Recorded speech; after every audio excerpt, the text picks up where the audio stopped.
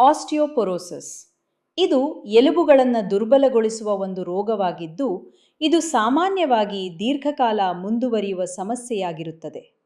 Mrs ಕುಮುದ್ Gaikwad ಅವರು ಕೂಡ ಇಂತಹ ಒಂದು ಸಮಸ್ಯೆಯಿಂದ ಬಳಲುತ್ತಿದ್ದರು.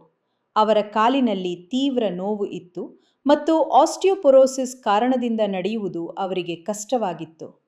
ತಮ್ಮ ದಿನನಿತ್ಯದ ಕೆಲಸಗಳನ್ನು ಮಾಡುವುದಕ್ಕೂ ಅವರಿಗೆ ತೊಂದರೆಯಾಗುತ್ತಿತ್ತು. ಈ ಸಮಸ್ಯೆಯಿಂದ ಬಿಡುಗಡೆ ಪಡೆಯಲು ಅವರು ಮಾಡರ್ನ್ ಹೋಮಿಯೋಪತಿನಲ್ಲಿ ಚಿಕಿತ್ಸೆ ಪ್ರಾರಂಭಿಸುವ ನಿರ್ಧಾರ ಕೈಗೊಂಡರು. ನಾನು ಕುಮುದ್ ಗಾಯಕ್ವಾಡ್.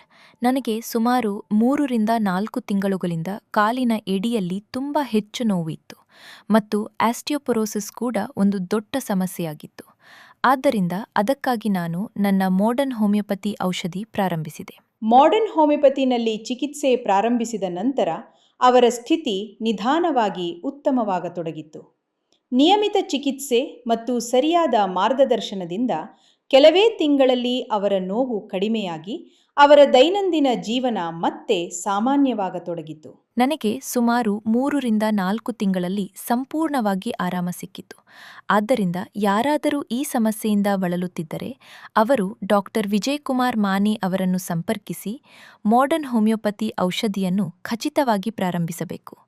ಇದರಿಂದ ಸಂಪೂರ್ಣ ಆರಾಮ ದೊರೆಯುತ್ತದೆ. ಮಿಸೆಸ್ ಗಾಯಕ್ವಾಡ್ ಅವರಂತೆಯೇ ಅನೇಕ ರೋಗಿಗಳು ಮಾಡರ್ನ್ ಹೋಮಿಯೋಪತಿನಲ್ಲಿ ಚಿಕಿತ್ಸೆ ಪಡೆದ ನಂತರ ಸುಧಾರಣೆಯನ್ನು ಅನುಭವಿಸುತ್ತಿದ್ದಾರೆ.